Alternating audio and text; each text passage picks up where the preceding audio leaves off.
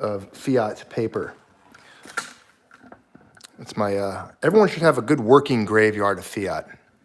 It's a good reminder. It adds when you're stacking, and you can actually take a look at dead, expired trash coupons, just like these. So I'm gonna put them out there. You guys can see them. As we discuss this, it's gonna be a good visual, very important. I didn't plan on doing this. You know, I've got different viewers of the channel that inundate me with information in a good way. I'm not saying it like they do it in a good way. Believe me, this channel wouldn't be possible if it wasn't for the many of you who do the work of an army when it comes to sourcing information, finding information, and this is why we do what we do here. This is important information. I'm going to be reading an article to you from Zero Hedge. What is this? What is this? Rolf Steiner's in the chat. Silver Ripples, Johnny Dingo. Give me some crazy Mad Max. We got Maxine Waters now. There it is, Physics Hypernova, throwing down this lady. She's a financial expert. She knows everything. Take a look here. What do we got? What do we got? We'll walk through some of these in a moment. I don't have time to give you the history behind all of these. I just don't. There's too much history on this table today. There's too much. All you need to realize is this is a graveyard of empires, like Afghanistan. This is where fiat goes to die. This is where every single one of these governments and institutions thought that at some point they were immune to economic law, that somehow they could resist all of those rules that exist out there when it comes to printing money with no consequences, unbacked fiat, and flooding their nation with it. This is the results of modern monetary theory. It goes by different names. They like to call it different things, but we'll hold each one of these up one by one. We'll take a look at them maybe if we have time. You know, sometimes I don't have all the time to do everything that I would like to do. But again, I'm going to break this down, probably repeat myself. You know, this is a redundant channel. We're here to, this is a front row seat, tip of the spear, watching the collapse of Western civilization, the economic collapse, the death of the dollar, the debasement and devaluation of the dollar. Now, there's a lot of things to talk about today in this article, so I'm going to get to the article and then we'll break it down. We'll go to comments and such. I won't be able to see your comments as I'm reading the article, so just bear with me. Hello, Mark Gutierrez. Good to see you, my friend. Good to see everyone, Silver Ripples, channel members, Patreons, patrons, channel supporters. Good to see all of you. Welcome. And again, I will not be able to read your comments, so please wait. I'll pull them up at the end. I'm going to be reading an article here from Zero Hedge, and just bear with me as we get into this information now, all right? So here I am sitting down. I'm sitting right next to you all. So just take a look here. The title of this article, it came from Birch Gold Group. This is from Tyler Durden, of course, posting it on Zero Hedge. This was sent to me by one of you, Saturday, February 13th, 2021. That's today. The title is, "The Foundation for Potential Price Hyperinflation is Being Laid." The Federal Reserve sure seems to have a tough time finding and reporting signs of rising inflation, especially when it's hidden in other sectors, like a lack of demand for energy. A recent example of the Fed's inflation blindness comes from a speech Chairman Jerome Powell gave to the Economic Club of New York, according to a MarketWatch piece that reported on the speech. Powell said he doesn't expect a large nor sustained increase in inflation right now. Price rises from the burst of spending as the economy reopens are not likely to be sustained. Of course, it's within his interests to make us believe that or think that, of course. It's odd that Powell would say he doesn't expect a sustained price increase in inflation because food price inflation has consistently run 3.5 to 4.5% since April of last year. So it's increasing. That sure seems like a sustained increase in food prices. What Powell seems to have forgotten is that some of the overall inflation includes negative energy price inflation, as low as negative 9% at one point. But now that the demand for fuel is returning, the official gasoline index rose 7.4% in January. Part of me wonders if that's why they want to continue lockdowns. Does that make sense to you? they can kind of hide the effects of inflation if they can keep the demand for fuel costs down. I also read somewhere today, prepare for electrical costs to go through the roof. They are going to be charging more for electricity. Those costs are going up as well, energy costs. Now, it will be much more challenging for Powell to keep downplaying the risk of hyperinflation once energy price inflation rises back to pre-pandemic levels. And what's interesting is I've actually seen stackers, this is no joke, and precious metal advocates, people in that realm, downplay the risks of hyperinflation. I see it a lot, I hear it a lot, even from friends, colleagues, others that I talk to regarding these topics. They downplay the risk of hyperinflation. It's almost like they're afflicted by the normalcy bias and they just don't see it happening. They don't believe it's possible. And that's, I guess it's confusing to me how people could be like that when it comes to understanding what we're doing here, what the goal is here. And I mean, obviously why we stack, why we prepare, and all of the motivations behind preserving wealth in precious metals. There's so many people that do not think it's possible because they've never experienced it, like these people, all of these different nations over time in history. As they've experienced it, it is possible. We've seen it time and time again, Argentina, Bolivia, Venezuela, you name it. So let me continue with the article, and you guys keep counting the trillions and trillions and the billions and the zillions and the gorgazillions and the quadrillions. Pretty soon we'll have a $quadrillion note, I'm sure. Maybe the dollar will be the first to break the record of the Reserve Zimbabwe note. It will be much more challenging for Powell to keep downplaying the risk, as I just read, okay? In fact, Robert Wenzel thinks the main inflation event is just about to hit. If it does, and inflation does rise past Powell's 2% target, it isn't likely to stop there. Jim Rickards thinks that's when hyperinflation can gain momentum. If inflation does hit 3%, it is more likely to go to 6% or higher, rather than back down to 2%. The process will feed on itself and be difficult to stop. Sadly, there are no Volckers or Reagans on the horizon today. No, we have Maxine Waters, AOC, Bernie Sanders. You've seen them. You've seen the people in charge these days. No, it's over. I mean, again, like I said repeatedly, there is no hope. There is no hope. This is your future. This is where you are headed. This is where the dollar goes to die, right here. This is the future here. This is what we're facing. These are the consequences of their behavior, the behavior of the state. And again, there's no Volckers or Reagans on the horizon today. There are only weak political leaders and misguided central bankers. Keep in mind that Rickards is talking about overall inflation. Food price inflation has already been consistently high for almost a year. Now, in a hyperinflation scenario, those prices could skyrocket and possibly even faster. Again, do I need to remind you that in the Germany situation, Weimar Germany, and in most hyperinflation situations, even in South America, when a currency starts to escalate like this and die, you will eventually see chalkboards or a dry erase board, some type of a writing platform in stores where they have to change the price either daily or hourly on products like bread, milk, and eggs, things like that. They have to walk up, erase the board, and write a new price in. You know, 1 minute it's $50 trillion for a loaf of bread. The next hour it's $100 trillion. That's when it's off the rails. It's over at that point. It's done. But again, it can escalate quite quickly. We will continue on. Keep in mind, Rickards was talking about the overall inflation. Food price inflation has already been consistent, as we read earlier in the article. Not too many people like the idea of suddenly paying $8 or more for a gallon of milk, or $7 for a gallon of gasoline, suddenly when it becomes the norm. A lot more retirement savers would struggle to make ends meet. Remember, hyperinflation, when governments do this, stimulus, quantitative easing, when they destroy currency, when they devalue and debase currency, even though some of you think it's not happening, it doesn't exist, which it is. Again, they're hiding it. The velocity of money is there. It's being spent. It's entering the system whether you see it or believe it or not.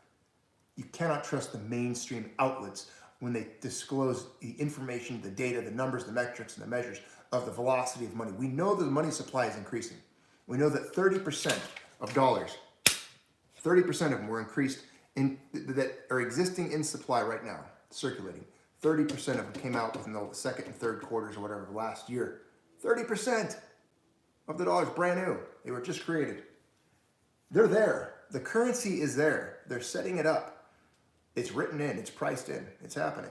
It just takes a while. It just takes a while to circulate through. Now, again, I don't know how many of you are prepared. I mean, do you want to store gasoline? How many of you have 50-gallon barrels stored of gasoline? I don't think that you'd want to do that. Even worse, it appears that the foundation is being laid for the process to feed on itself, just as Jim Rickards mentioned. Inflation pressures are building up fast. Now this is, pay attention, listen to this. Wolf Richter wrote on the economic impacts from pandemic mitigation efforts in 2020 and said this: the story is that prices are rising because components and commodities are in short supply, and supply chains are dogged by production issues and are facing transportation constraints as demand for those goods has suddenly surged. Demand for those goods has surged, and production, of course, has been constrained, as well as transportation constrained. Now, this goes into everything that we talk about. This also plays into precious metals: silver, gold, platinum, palladium, copper, for that matter. When supply chain production and transportation issues combine with surging demand, it creates price inflation. That certainly seems like one explanation for the long period of rising food prices. But add in direct manufacturer price pressures, and things can go haywire in a hurry. According to the same Wolf Street article, that's exactly what is happening. The prices index surged dramatically in January to a level of 82.1% after an eight-month upward trajectory, the highest since April of 2011, indicating continued supplier pricing power.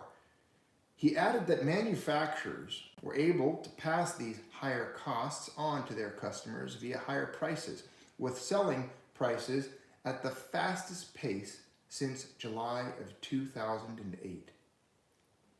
Couple these rapidly increasing price pressures with federal debt reaching 107% of GDP in the year 2020, and the potential for runaway inflation exists, especially since the Fed is monetizing most of the new spending, according to Wenzel. This is a huge difference than the last time. They're monetizing most of this new spending. I can't tell you enough. If people aren't warning you this, if they don't recognize this, if they're not talking about this and telling you that this is potentially happening, that this is where the dollar could end up, I don't know what to tell you. Find other sources. Go elsewhere for your information. Okay? Because they're not going to lead you in the right direction if they can't see this happening already. People that don't see this yet, they're not going to. They're blind to it. Whatever their information feed is, it's inaccurate, it's not trustworthy, and therefore you should not rely on that stream of information. The media is not going to put people into positions to give you this information. Anyone who's passing this on, that this is possible, is going to be removed. They don't want this out there. This is the most dangerous information, because this is the tipping point. This is the type of information that breaks the faith in a currency. It's when news like this gets out that this finally turns into this. The only difference between these notes is faith, belief. That's it. Neither of these is money. These are currency, promissory notes. As a matter of fact, what's interesting is this, printed on the same paper in Germany, on the same printing presses as the euro. How many of you hold euros? Come on. How many of you are in the Eurozone, the EU? Did you know that this bill right here is printed in Germany, in the same printing house, on the exact same presses, on the same paper as an EU note? And can you please tell me the difference, other than the images? You're facing the same thing, whether it's dollars, doesn't matter. let's continue on. Let's continue on. Okay. Who knows how high inflation will rise this year? Exactly. I don't know. I can tell you this. I know this for certain. I don't know. I don't know the answer to that question. Who knows how high inflation will rise this year? With pent-up demand about to be unleashed, it will probably be higher than last year. Just a little inflation. You might think, that doesn't sound so bad. Here's why that's simply not the case. Don't worry about hyperinflation. By then, it's too late. You see, here we go. Jim Rickards explains, excuse me, that while hyperinflation works its way into headlines and draws attention, it's really sub-hyperinflation that does the damage. Hyperinflation doesn't emerge instantaneously. It begins slowly with normal inflation and then accelerates violently at an increasing rate until it becomes hyperinflation. Exactly. By the time you see this happening, 50 trillion, it's too late. No one's selling metal, especially at this time. It's already gone. The metal's gone back here. We'll talk about that maybe in a minute if I get to it. There's just too many facets to this, too many dynamics, too many things to address. It's complicated. There's a lot of information to pour over when it comes to discussing what's going to happen, and each case is unique. Each nation, each currency, the patterns that take place, how that currency is destroyed, the politicians that are part of it, all of it, there's so many dynamics and variables. Hyperinflation doesn't just emerge. This is critical. Okay, let's read this. This is the quote I want you to understand. That hyperinflation doesn't just emerge instantaneously. It begins slowly with normal inflation and then accelerates violently at an increasing rate until it becomes hyperinflation. This is critical for investors to understand because much of the damage to your wealth actually occurs at the inflationary stage, not the hyperinflationary stage. So for people to sit around and wait for this to happen, the hyperinflation, you're going to be way behind the eight ball. It's going to be way too late for you at that point. At that point, it's the breakover point, the point of no return, whatever you want to call it, the abyss. It's it. It's on. It's over. Using one of the most well-known and well-researched cases of hyperinflation in the last century, Weimar Germany, Rickards demonstrates how pernicious regular inflation can be. From January of 1919 to January of 1922, okay, pay attention to this, the Reichsmark's value slowly dropped from 13 cents to .005 cents in dollars, so it's half a penny. It went from 13 cents to half a penny in value, a loss of 96% value in just 3 years. This doesn't meet the definition of hyperinflation because the decay of purchasing power happened over 3 years and never exceeded the hyperinflation threshold in any single month. 1 year later, hyperinflation kicked in and the Reichsmark was debased 58 billion %. Here's some Reichsmarks right here. There's a 50, 5, there's a 5 there. What year is this one? We'll get back to it. 1920. This is before, this is a real note, and this is before even the inflation was really hitting that we're talking about. What's the date on this one here? Berlin, 1917. Look at that. Look at that note. Beautiful note. Incredible. These are real notes, by the way. Provided, and I very much appreciate this, a German friend of the channel here provided these notes for just demonstrations just like this to be used. What's the year on this one here? October 1904, 5 Mark. Let's see, I've got some more marks here. Where are they? Here we go. 5,000, 1922, Berlin. You see that? Look at that note right there. This is what happens. This is the escalation, my friends. Now look at this. What note is this? What do you see here? 500,000. 500,000. You see that? We're going to continue reading the article in a minute, but I want to give you these visuals. They're very important visuals to look at with this situation. 500,000. Let me see here. There's so much dead currency to wade through here. I've even got Russian stuff, Argentinians. Here we go. What do we got here? Here we go. Here's more. 100, 500. These are earlier, obviously, because they're smaller denomination notes. 1920, 1922. So again, the prices of goods and services rising in Germany. This was just during the inflationary period. It wasn't even the hyperinflationary period. The hyperinflationary period hit later. Now, what was this one here? 500. I know I have a...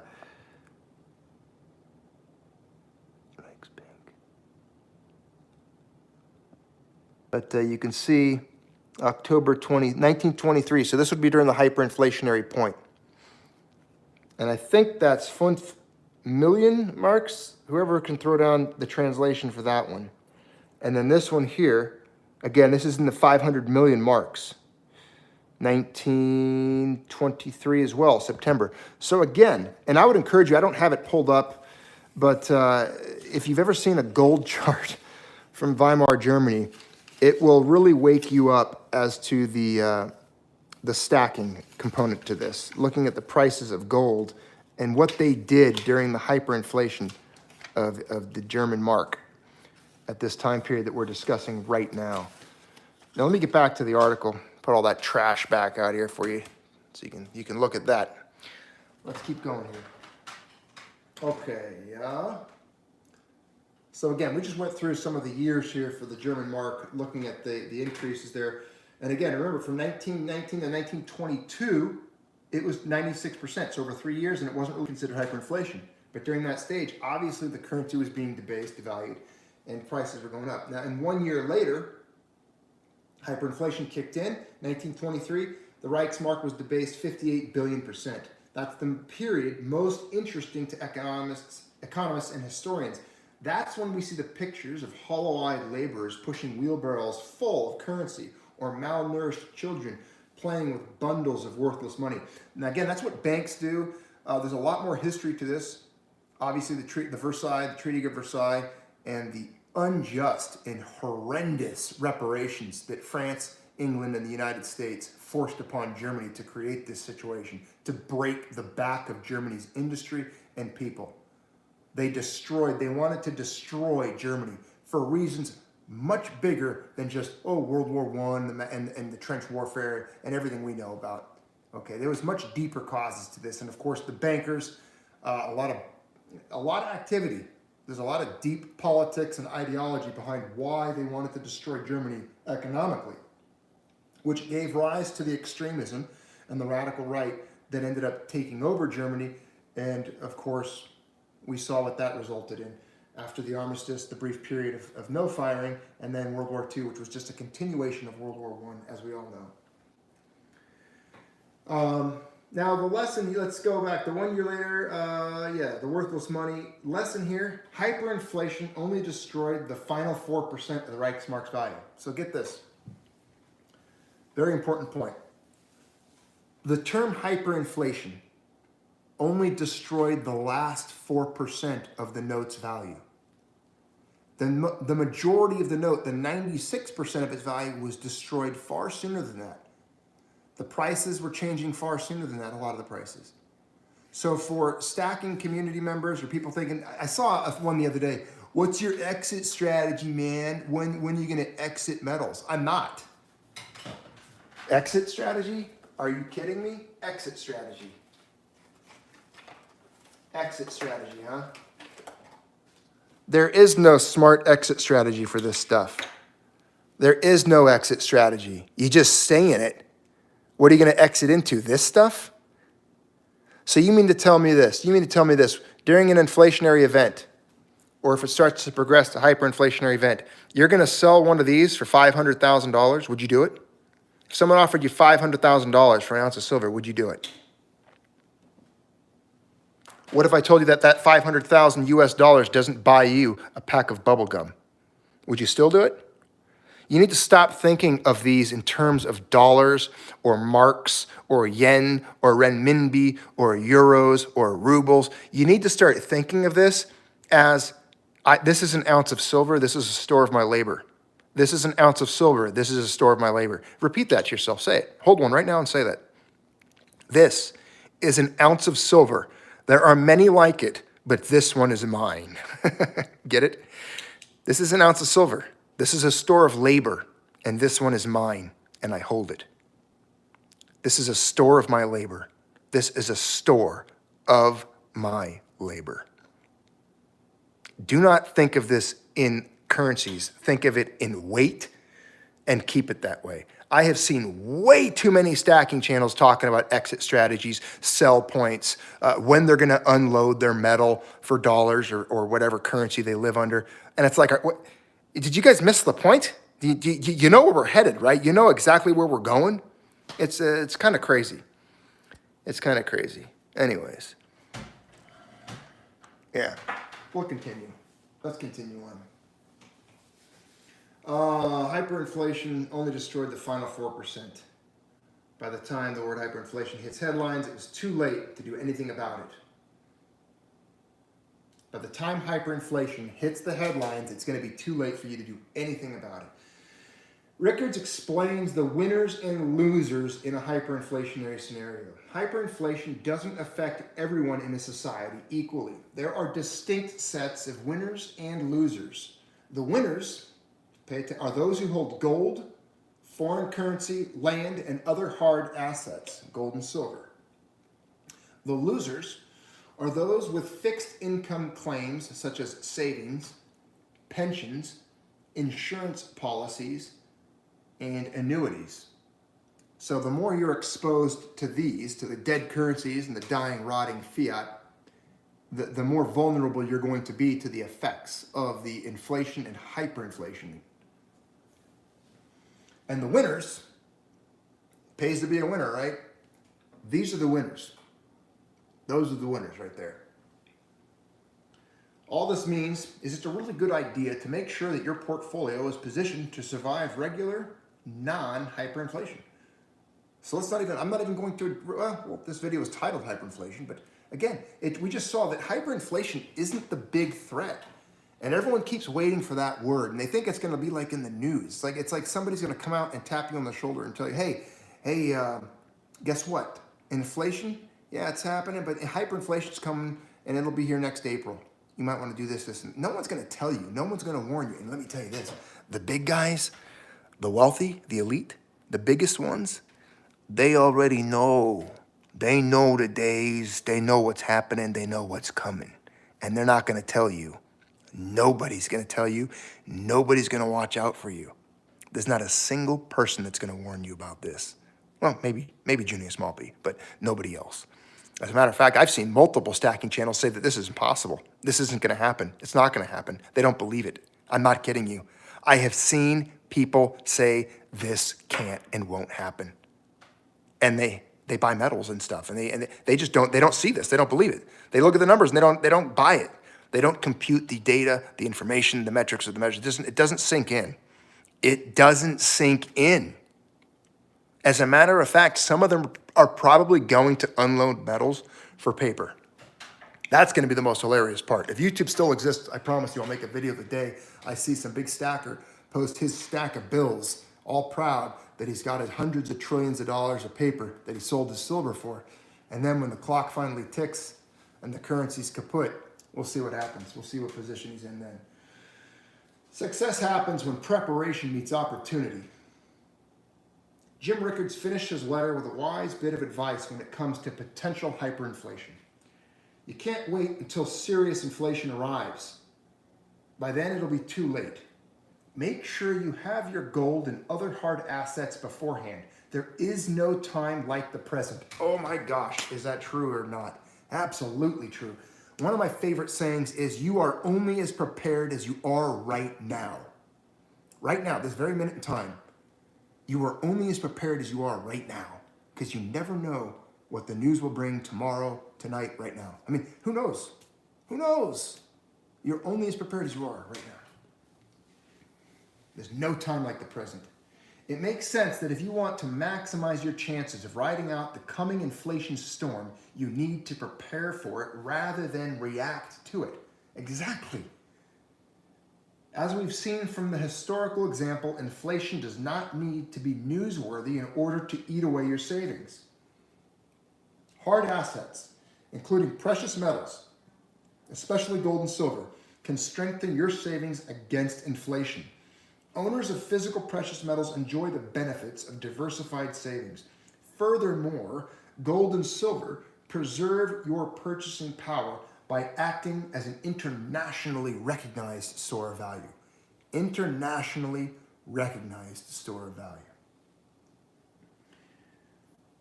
Actually, this could be, every once in a while I do a video and it kind of dawns on me. I feel like for a moment that I might have made a video that to me has staying power, a video that I think feels more important, has more weight to it. All joking aside, all comedic relief aside, all of my accents and funny mannerisms put aside. Every once in a while I make a video that to me, I feel like, you know what, if I was a subscriber, if I was a viewer of this channel, this is the video I would send to my wealthy uncle or my cousin or my brother or my sister. This is one of those videos, my friends. This is one of the videos that I make where I feel like, you know what, this is important. The information I'm talking about in this video is worth passing on. This is one of those videos I feel like if you had a chance, if you were going to forward at least one video of mine, if you were going to save it someplace and send it to family, this would be that video. To just serve as a warning. To at least open their eyes, to maybe look at the graveyards of currencies, to see that it does happen. This isn't the only time. This isn't some new thing. I think it helps to have visuals. I think it helps to be able to compare our timeline to those in the past. Oh, okay. So Rolf Steiner, with his vast historical knowledge, is telling me that the bigger number inflation notes were deliberately printed on one side to save ink. Also note the paper quality decreased markedly, because he is absolutely an expert on all of these subjects, and he's often far more knowledgeable than I am on these, and I've never had marks before. I should, Fabian, I should put a roll of toilet paper. You know, toilet paper has more use than these. So real quick, where were they? So again, let's go through this timeline here. And we've got them all here. So yes, these are all German marks from that time period, the very historical time period. Now again, these 500, 100. I gotta find the big ones. Here we go. Yeah, 500 marks. Where am I missing? Oh, there we are. Here we are. So these are, again, yes, these are real marks, as Rolf just pointed out. And what's the date on that again? September of 23. So this is the timeline it's talking about in the article when it was too late. Now remember, their note had already lost 96% of its value. Imagine it gets so bad, they're so cheap, the paper becomes worse, and like Rolf just pointed out, they had to save money by only putting ink on one side. That's how cheap they became. The ink's only on the one side. So that's really the end of the mark after that point. And here's a note here from Budapest. That's 10 million. That's another dead fiat.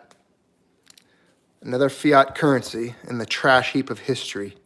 A dead note here in the graveyard of currencies. This is my little currency graveyard. And these are its tombstones. Little silver tombstones marking the death of the currencies, right? I remember this used to be there's a dollar there.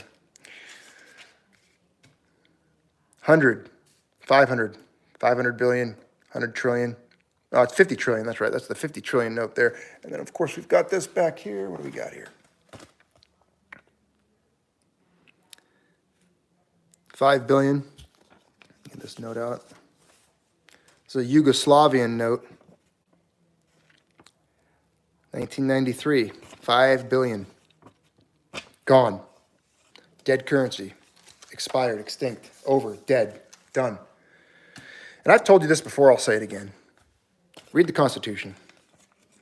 You know, these are copies. Everything else is real. These are all real notes here.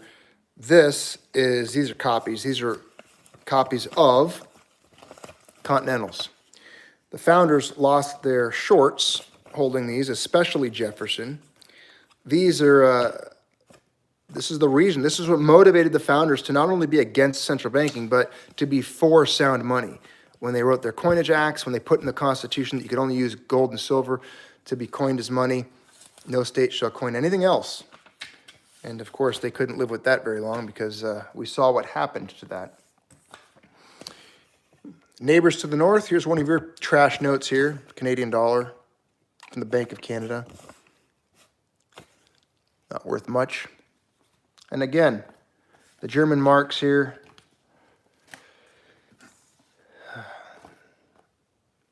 All of these no longer useful to anything other than being just trash notes. Worthless paper. Worthless paper. Every single one of these.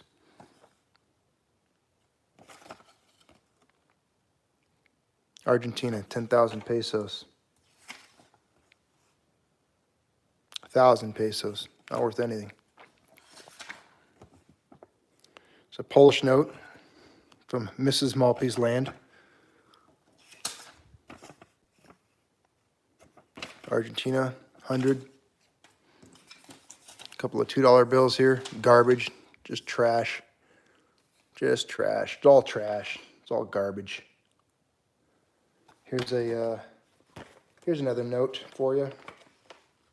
This is a Greek note. Let me get it out. If I can find it. There we go.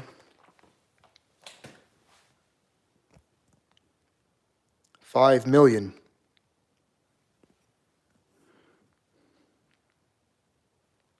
5 million. The Greek, what is their currency? I forget. I mean, obviously it was drachma, 5 million drachmas. Gone. Dead. Dead currency. Useless. Worthless. Happens. No, it can't happen here. Ah, it's different this time. How many times you heard that? Yeah, it's different this time. Ah, it won't happen. We're America. America. America. Heck yeah. Coming again to save the world. Yeah. America. Heck yeah. Coming again to save the world. America. Eagle. Right? Rock eagle flag, man. Nothing can happen to America. This is America. We got NASCAR Mountain Dew. Nope. This is America, man. We ain't gonna go down like that. We're gonna fight it. We're gonna win. We won consecutive World War II, 1 and 2. We win them both. Heck. America, man. America. Yep. It's America, ladies and gentlemen. We don't lose. We're the nation of winners. Heck, my name is George W. Bush. Proud of this message. This message is approved by George W. Bush, and, we're just going to fight for freedom. We're going to spread the freedom, and we're going to make sure that America prevails once again and secures the oil fields of the Middle East and everywhere all over the world with freedom and democracy for all. I'm telling you guys, goodness. It sounds like I'm clowning around, but I'm dead freaking serious. Dead freaking serious. Bill Spencer's asking if I have any Venezuelan bolivars. I don't know if I did. I thought I saw a Venezuelan note. Did I? Argentina.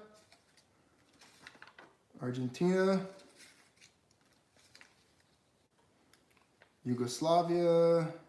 Yugoslavia. My name is Blatt. I must be Serb note, yes? These are Serb notes here. A potato. Would you like to buy potatoes for lots of dollars? I have potatoes and lots of potatoes, yes? My name is Blatt. What is this note here? Dinar. This is another Yugoslav note here. This is the 5 billion. in Yugoslavia, 5 billion blood dinars for potatoes, yes? You make the potatoes, I sell you potatoes. Build back better. Why not buy potatoes for lots of dollars? Zapushnik brozhny vidnik rudnish. Telling you guys, you've seen the writing on the wall. We've all seen it. And thank you for the thumbs down, whoever gave those. If you guys like the content, you like the video, hit the thumbs up. Hit the thumbs up on the content here. It helps the analytics, help the algorithms. I remember my cousin Torzhnov. He bought AK-47 for lots of dollars. He gave him 5 billion dinars for AK-47 Kalashnikov rifle. I'll take my Kalashnikov to secure potato field. Would you like to get potatoes with me? Gobnik. Buzhnik, buzhnik, buzhnik. Anyways, the bankers are watching. They're watching all of us. They're watching the movements in money. My name is Slobodan. Say hello to me, Uncle Milosevic. Read Potato Man story. I have potato story. Knock on door, yes? Zipushnik. The only thing I know how to say in Russian is Ya vas lublю. Ya vas lublю. Again, the biggest lesson, let's do a recap. Who wants to do a recap? That's what you do in a little, in a situation where you're learning something, right? I mean, I learned from this stuff too. This isn't me telling you guys anything. This is me learning with you. Again, I'm nobody. I'm not an expert. I'm not a financial advisor. Little disclaimer, asterisk, whatever. My name is Junius Maltby. I am just a regular potato farmer, stupid idiot. I walk through muddy field and dirt. I don't know anything. I learn alongside you. This article that we read just now, it was sent to me by friend of channel. Friend of channel sent newspaper article for me to read to all of you. So we read articles, we get better at information. Together, we learn together. That is how we do this. That is how we do this. So I'm learning with you. I am learning alongside each and every one of you. And I enjoy sharing this stuff with you. I gotta admit, I get a kick. No one else wants to talk about this stuff with me. 90% of the people I know, they don't want to talk about any of this stuff with me. So it's me and you.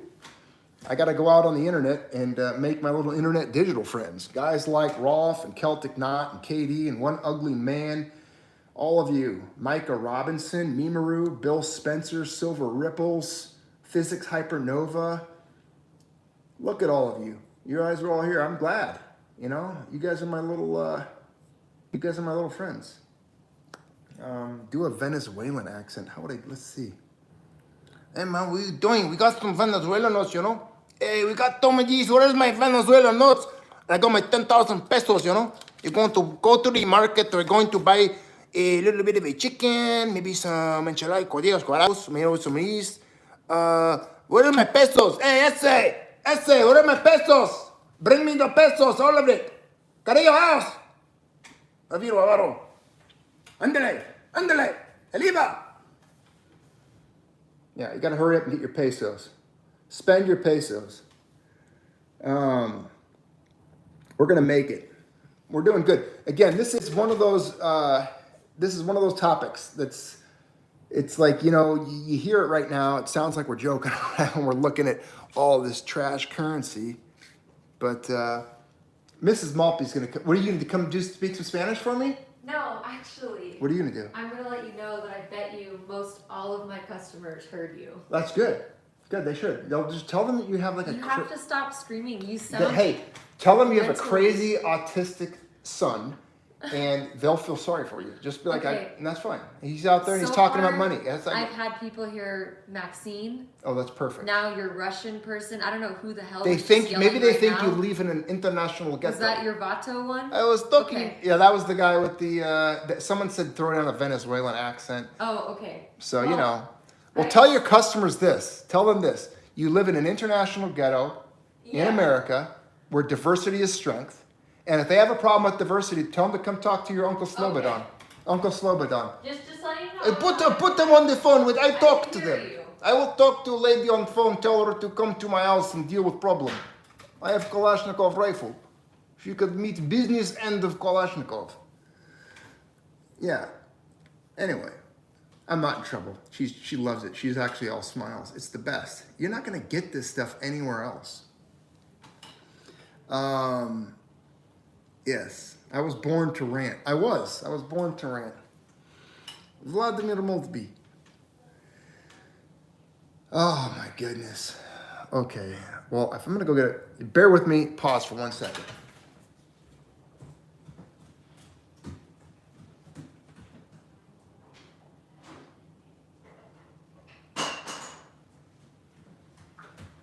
Someone asked for it.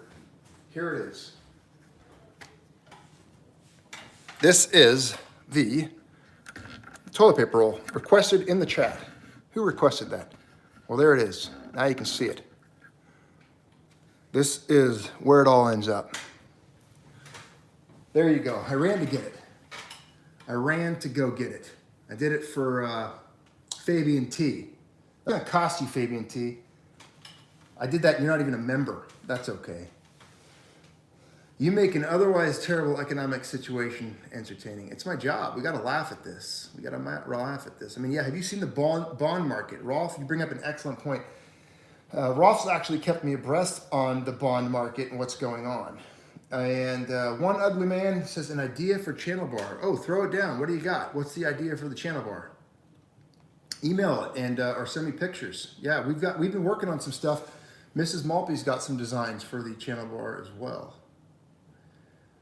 You've been working on some channel bar ideas. What's your idea? I'm interested, definitely interested in hearing it.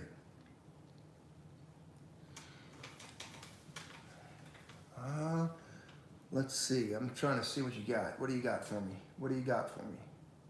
Fabian, look at you. No pressure, but welcome to ANCAT's Pillar Dollars, my man. Appreciate it. Welcome to the channel. Good to see you.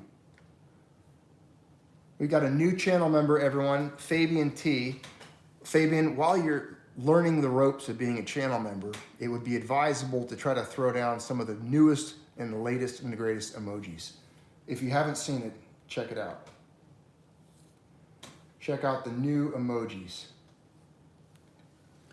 We've got Maxine Waters in there. I'm waiting for the idea on the channel bar sent by one ugly man. Fabian T, thanks, Junius, good stuff, with a $25 super chat. My man, undeserved. Thank you. I appreciate it. I'll be able to get some more. As you can see, you probably see I'm running low on toilet paper. So that'll help the household for sure. I could use these, but then I wouldn't be able to use them. Actually, I have used them. I've used this one before, as you can kind of tell. But I just wash them and then I reuse them. That's the great thing about fiat, is you can put it in the washing machine if you use it as toilet paper and then reuse it later on. Oh man, one ugly man's got the idea here. It says take a skull and crossbones, except bones, it's swords. Instead of a skull, it would be the cat. Oh man, you're actually on point. One ugly man, I'm not gonna break the secret, but you bring up a point. Listen, Mrs. Maltby's working on it. It is. It's like a kind of a kitty skull.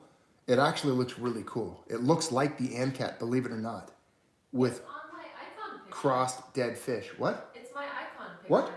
Oh, there it is. Mrs. Maltby threw it down. She's got it as her icon picture. It's a little kitty skull, but you're going to change it, right? It's a little different than that? Yeah, I mean, Yeah. it'll be a little different, but... That's kind of the premise. That's the idea. So one ugly man just threw down, his ideas were take a skull and crossbones, except for the bones, use swords instead of a skull. It's the ANCAT, which you're doing. Yeah. And JM Crew. I think it's going to be fun. We've got good ideas. And thanks to One Ugly Man and Fabian. Thanks to everyone. Fabian, one ugly man. And did you see, yeah. What are you doing with a toilet paper roll? That was Fabian's request. See, I'm like in and out of work calls, and then I look at your video and I see you're holding toilet paper all of a sudden. Like, It's I'm not even my, it's, super yeah. lost. Listen, You went you from can't come in butter- halfway to a Junius Maltby stream and expect to get it. You got to go back to the beginnings of it. Okay. You don't walk in here and tell me what to do. I'll wrap your head in with a ratchet. She doesn't get it. She walks in and sees a toilet paper roll. See, Fabian, you got me in trouble, man. She's like, why do you have toilet paper on the table? What are you doing with our toilet paper? You see what you guys are causing problems. You're causing problems. Man, good times, good times. Interesting times, of all things. Ultimately, we're doing good though. You know, I got to say, to the individual who gave me these notes and made this video this fun and this much, this video would not have been possible without the channel subscriber and supporter and friend of this channel to provide these notes. I would not have been able to do this. I didn't have any of these. Well, I had this one. I had the $100 trillion note, but all these notes that you see were provided by a very awesome supporter and friend of the channel. No, Fabian, we're joking around, man. I'm not in trouble. It was a joke. It's good times. She was laughing. I'm actually glad you brought this up. You know, there's no pile of fiat is complete without a roll of toilet paper. Yeah, it's awesome. Good times. This was fun. This was the funnest broadcast of the day. Reckless, welcome. Good to see you, my man. Good to see you. Welcome. Glad you're here. Friend of the channel. Awesome to see you. Good to see you here, hanging out. Hopefully you got to catch the rest of it. Oh, man. You know, Celtic Knot, speaking of that, let me just tell you, you bring up a very good point for inflation and actual price discovery on precious metals. You said, imagine, this is important now, imagine if a 1964 Kennedy half surged to $50 during hyperinflation. I'm going to do you one better, Celtic. Watch this. Bear with me. I'm right behind you. I'm right here. Celtic Knot, bringing up more stuff that I got to do. Here we go. Here we go. How you doing? Here we go. 1817 half crown. That's perfect. Half crown. You see that? It's about $50 worth of silver right there. You see it? Can you see it? That's an 1817 George III half crown. All right? Silver. Sterling. There was a time when this would have purchased a hog, a pig, a full pig's worth of meat. So now think of that. Celtic Knot, I love your statement, your question about the 64 half. Try to price out a pig sometime. Let's say you're going to go buy a full pork, full pig. I know people that do. I've brought this up many times in the channel. This would have bought you a whole pig back in the day. Think of the value in that. You're talking about $300 or $400 worth of pork. Now, I don't know if this is a silver pork exchange ratio rate, but that's a significant amount of wealth contained in a silver, what would be the equivalency of almost a silver $50. It's pretty much the equivalency. This is why I have coins like this and dollar bills and notes and stuff. It's very historic stuff. But think of that for a second. Half a hog. Or a full hog, sorry, full hog. That's, I mean, you're talking about like $600 an ounce silver in purchasing power with that type of thing. Which goes, you know, kind of makes sense in some of the stuff I've seen as far as the purchasing strength of silver in time and in the past, what it would buy. Another thing to consider is the denarius and the drachma and the silver dime and the weight of them, of course, or the day's labor. There was a time when a crown would have been, where is it? You know, for a skilled laborer, there was times where this would have been an entire day's labor or more. Some people were paid only a half a crown for a day's labor. And this silver dime, I mean, most drachma and denarius contained about that much silver, right? Imagine if this was a day's labor today. Imagine it. I don't know.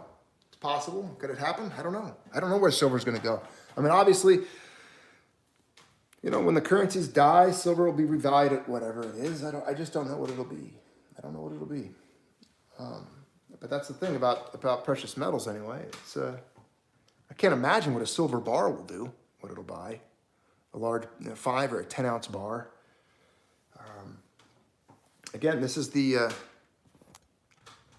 world we live in. The world we live in. That was a great point, great question. You know, another one to bring up is a silver quarter. And someone brought this up. Let me grab it. Let me turn around real quick. I'm going to grab another coin. Think about, we talked about gas for a second. I want you to remember this. Getting through the coinage here. Where the U.S., come on. I'm right behind you guys. I'm doing this. I'm looking for a silver quarter here. I've got a bunch, but pre-64. Here we go. Let's just use this one. I got it. All right, coming at you. Here we go. Now this is important. This isn't a, it's not a, they co-circulated. This is not a Washington quarter, but, oh, I gotta get the tape off. If many of you are familiar with this, there, and I brought this up the other day in a discussion with somebody else, a U.S. silver quarter, the entire time it circulated, was equal 1-to-1 with a gallon of gasoline. So as silver circulated, you could buy a gallon of gas for 1 silver quarter. And if you look at the valuations of a silver quarter today, and the valuations compared to silver and gas, it's incredible. It still does. Bear with me. I gotta undo this here. Are you done with this? Yeah, with what? With this? No. Why, the toilet paper? You're gonna put it back, right? Because Ann Cat's gonna shred this. Yeah, I'll put it back. It's part of the display here. You go mind your business. Okay, here we go. Now, here we are. That's a standing Liberty quarter. Now this, 1918. Of course, these did co-circulate with the Washington, but this is an American silver quarter. 90% silver, 1918 S, United States. A lot of history behind this quarter. The time period, obviously World War I.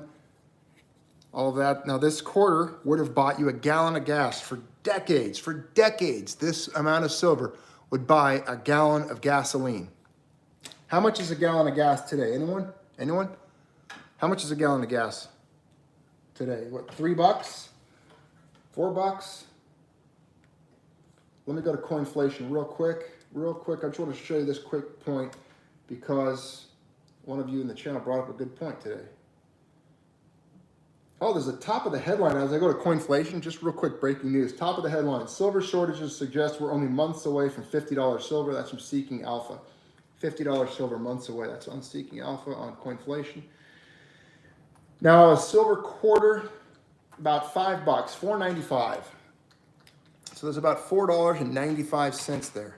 Look, so it's buying more than it ever bought even in gas today. I mean, gas will probably rebound.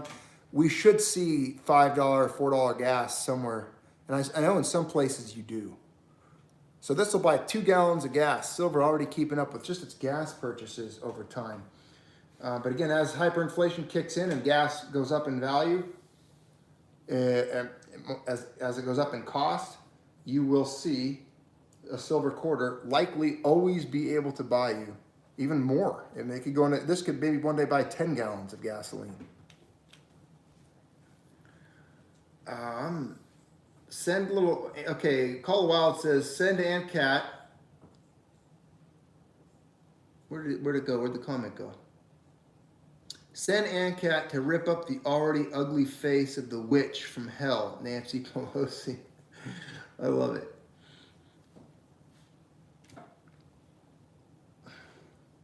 That's little Aunt Cat. She's here. She heard you call. Look, come here, Aunt Cat. Yeah, look what she's going for. She's gonna go for the toilet paper. Okay. That's what she's doing. And she's sitting. She's wiping her little butt on the Fiat and cleaning herself.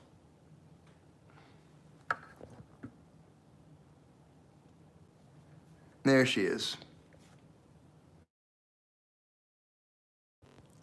She's hanging out.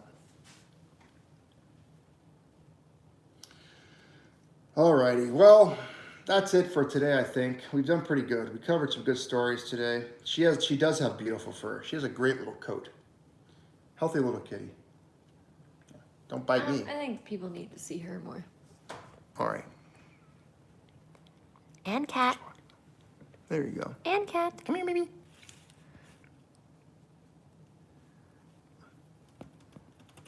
Want some silver? Here. Here you go.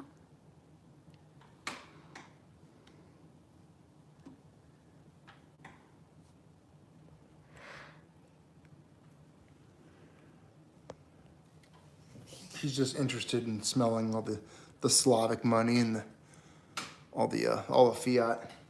She's wondering. She knows what's up. She's a smart kitty. One ugly man throwing down the ant cat. Reckless throwing down the ant cat. Yes. And the little ant cat emojis. That's her when she was a baby kitten. She was just a tiny little girl when that back then, weren't you?